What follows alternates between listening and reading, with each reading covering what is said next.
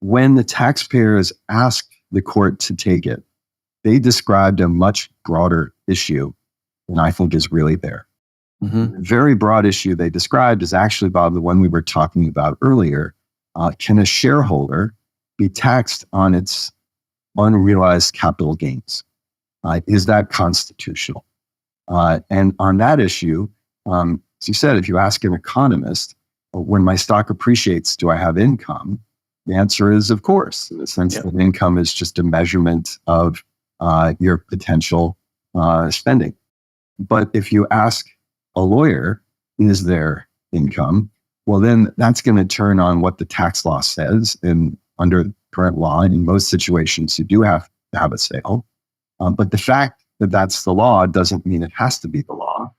And so the question is, does the Constitution say that in allowing income to be taxed, they meant realized income? So that's the big issue. But there is a narrower issue. And I actually think the court might decide on a much narrower ground. And that is that here, there actually is a realization.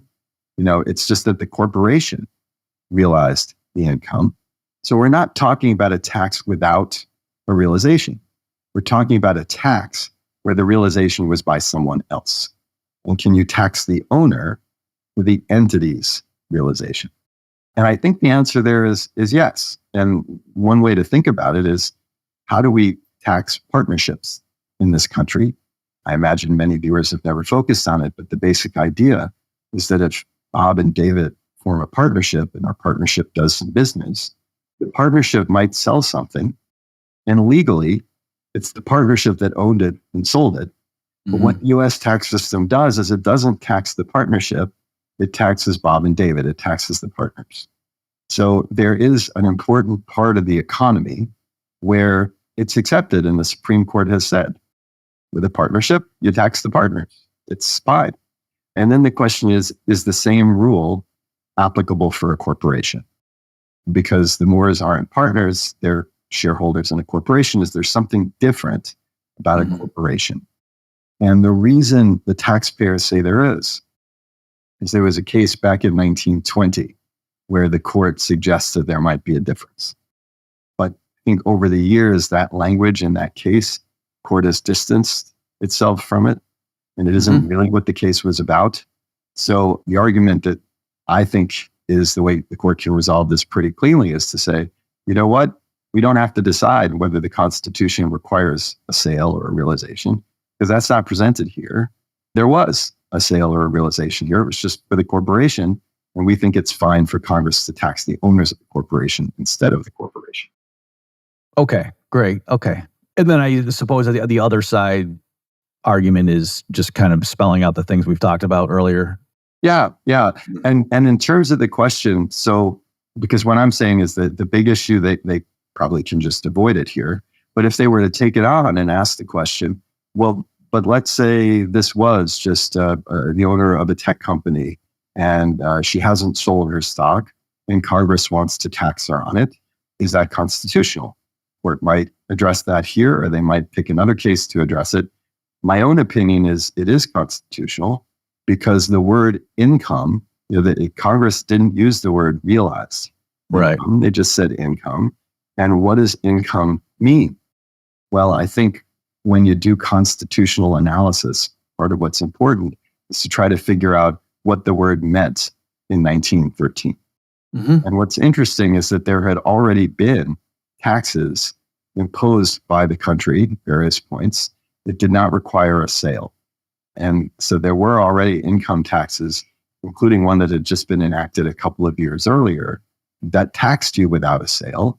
So when the word income was used, it seems reasonable to me that they were just referring to what already existed. But there's a counter argument based on other things that people were saying, doing in 1913. And so I think that's what the court is going to focus on. Okay. And then, but even at those examples you have in mind, it wasn't a wealth tax. It was an income tax, but it was on the unrealized gains, in modern terminology. Okay. And I do think, Bob, that to some people, it seems like the same point, but it really isn't the same point, which is why when the taxpayers urged the court to take the case. They even said, you need to draw the line here because otherwise what's going to happen is you're going to have wealth taxes and there will be no limit to what Congress can do. And I'll just say that for myself, I think wealth taxes are not constitutional. But at the same time, I don't think that's the same as taxing income that you're measuring just based on market value instead of based on a sale. So allowing, a tax on unrealized gains, in my opinion, does not mean that we also need to allow a wealth tax. They're different. Right. Okay. And I do want to circle, maybe that's the last thing we'll do in the remaining time, is to come various proposals for things that are called wealth taxes that you're actually going to say, strictly speaking, no, that's not a wealth tax. But before we jump into that, just one thing to address, please, is I imagine is part of the issue that whether it's constitutional or just in practice, if you bought at a certain price and sold at a certain price, that's pretty cut and dry. Whereas if you're saying, I own a bunch of stock and it's certainly higher now than it was 10 years ago when I bought it, but its price changes second by second when the market's open. So every tax year, what price do we use to say what my gain was implicitly? And then if it goes down next year, does that mean I can offset my other taxes because I had a loss? Can you just comment on that stuff? Absolutely. So look, when we step away from the Constitution and we say, sure, Congress can tax unrealized gains, but should they? The main reason why they usually don't is what you said. It requires valuation. You have to know what it was worth. It also means people have to come up with cash, which they'll have in a sale, but not if they haven't sold. Now, the truth is, the concerns I just mentioned don't seem nearly as persuasive, or these issues aren't as problematic for publicly traded stock, because we do know what it's worth every minute of the trading day. And so you could then say, all right, if you have publicly traded stock, compare its value on January 1st with December 31st. If it's gone up, you have a taxable gain. If it's gone down, you have a deductible loss. And we could have that system. One of the challenges is that system would be, I think, close to impossible for privately owned businesses, for real estate, for lots of assets that don't have that kind of immediately accessible price. So then you say, okay, so we could have two rules. We could have one for what's publicly traded and another for what isn't. And the problem is, if the tax rate is the same, then the non-publicly traded stuff is better because you get the tax deferral.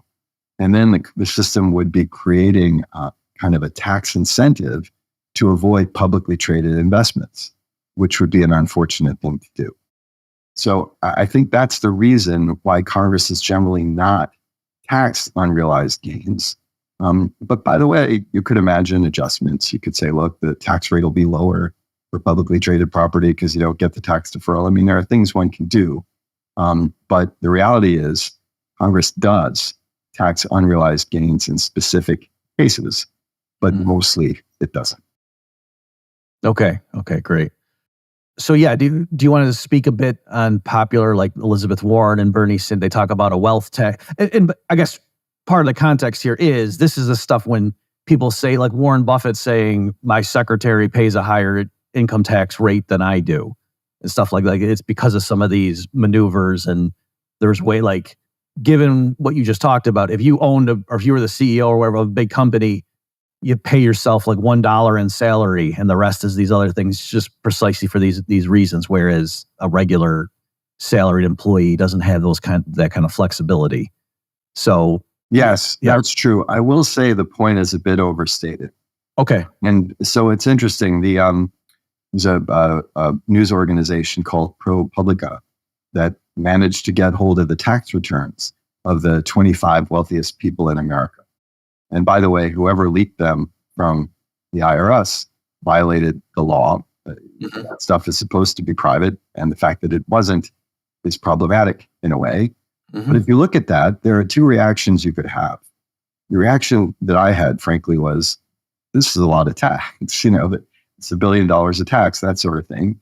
Another reaction is to say, but compared to what they have, the percentage is low. But when you get the kind of statement that Warren Buffett makes, it's true only if you imagine a tax law that's different from what we have.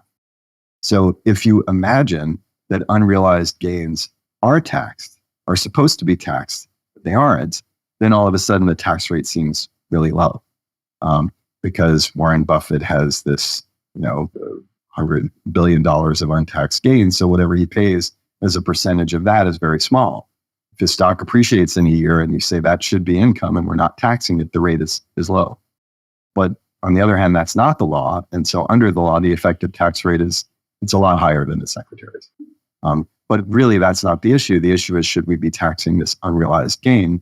And it is an interesting question. There are arguments to do it. There are arguments not to do it.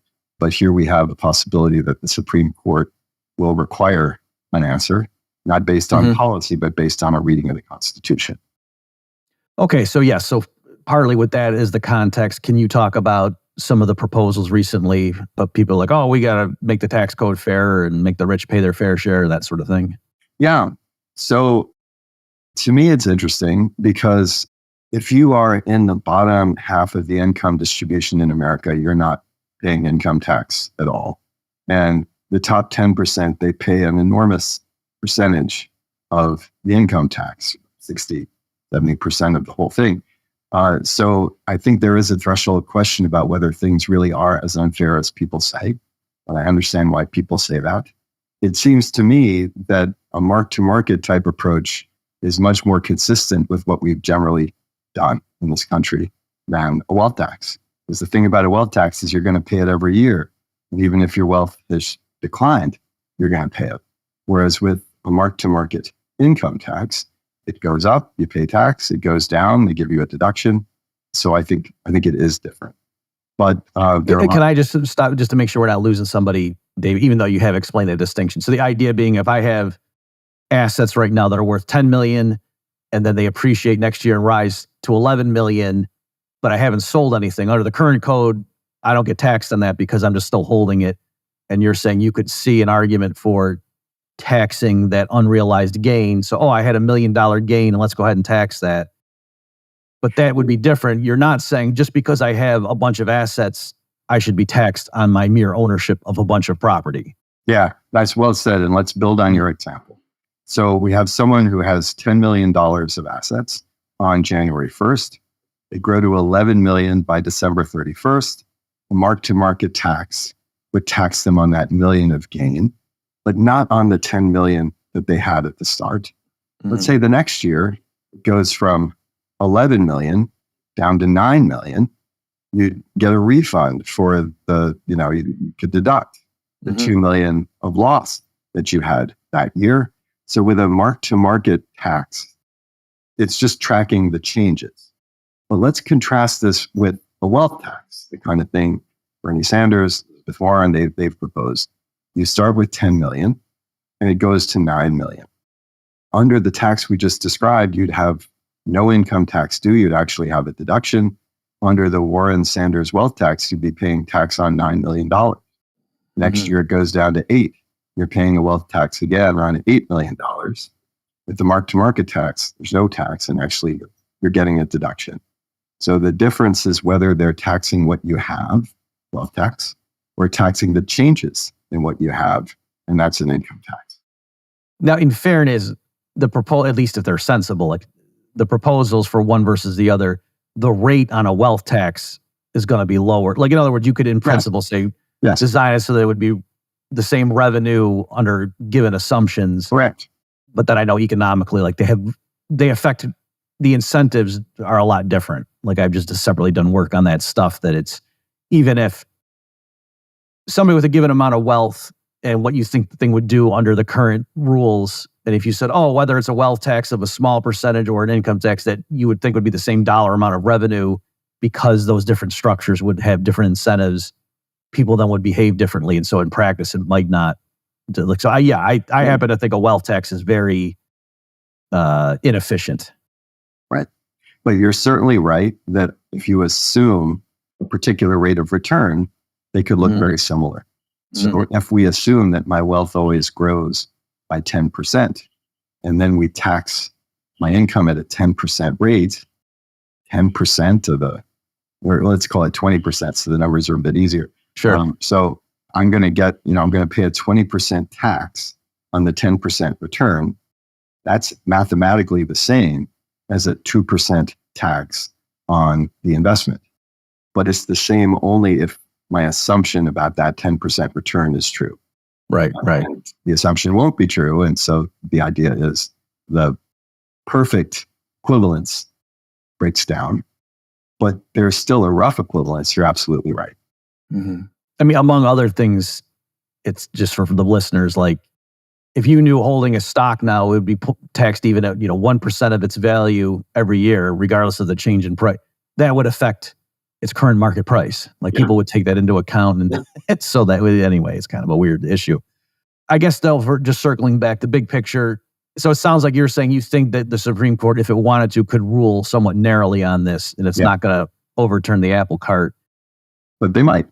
Okay, and I mean, I've been shocked by some of the stuff they've done, like on social issue. Regardless of one's views of what's right or wrong, I'm just surprised that they had such sweeping rulings lately. So, hey everybody, this is Bob Murphy. Thanks for listening to this clip from the InFi podcast. If you like what you heard and want to hear more, please consider subscribing and share this video with others.